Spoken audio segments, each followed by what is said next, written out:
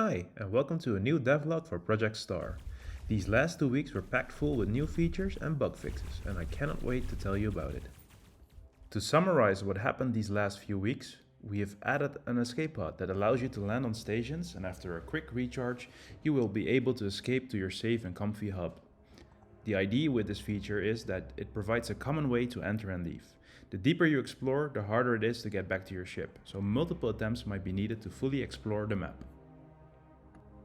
The map generator has been resized from 12 by 12 to 35 by 35. This allows the player to traverse deeper in the map and possibly gain better loot. It will be a harder decision to go deeper or return back to the hangar and escape with the loot you have found along the way.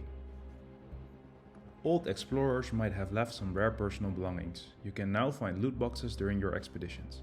Once opened, it will drop some nice and juicy loot. There is still a small issue where loot will fall through the ground, but that will be solved in a later update. Stat calculations have been redesigned. It's now technically simpler to add new stats to the game. Think about the long needed health regen and my personal favorite, thorns, where a portion of damage gets reflected back to the attacker. One feature that I wanted to incorporate in the redesign was that equipment also could have stats. This way we can design equipment that has some more unique benefits and give the player the incentive to print new equipment. I have added some new recipes for crafting armor. You can now equip your items in the loadout screen that can be found in the hub. There are still some tooltips missing, but you can see your new stats once you equip new items. We added some damage scaling to our enemies. If you are higher level than your enemy, you will receive less damage. However, if you try to fight enemies that are higher level than you will receive more damage.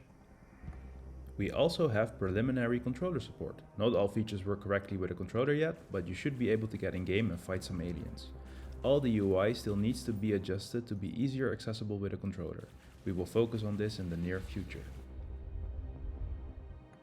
We now have support for all three major platforms, Linux, macOS and Windows. This also means that the game can run on a Steam Deck.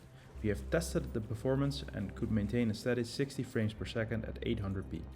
We also tested out the ROG Ally and we were able to maintain a steady 120 frames per second at 1080p. The last feature on my list are the Spiderbots. These nasty robotic creatures will explode when in close contact with their prey. They will explode after a small delay and will deal damage to all entities in an area. You have been warned. If you destroy them before they reach you, they will immediately explode. Use this to your advantage.